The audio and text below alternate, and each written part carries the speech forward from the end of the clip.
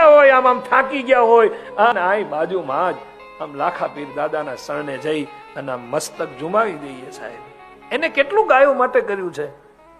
દાવલ શાહ આમ કહેવાય કે મુસ્લિમ કાસાયો લઈને આવે અને આમ કહુંબા પીવાતા હોય ને એવા સમયે સાહેબ એને ખબર પડે કે કોઈ કસાયો ગાયને મારી રહ્યા છે ને પોતે જાય, અને એવા સમયે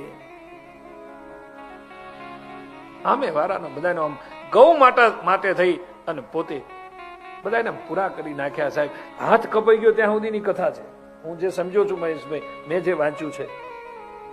અને પછી તો પેલો દાવલ શાહ જ્યાં દાદાને મારવા આવે ત્યાં તો દાદાએ એક હાથે એક જ આમ ઊભો કાપી નાખ્યો સાહેબ ગાય માટે થઈને.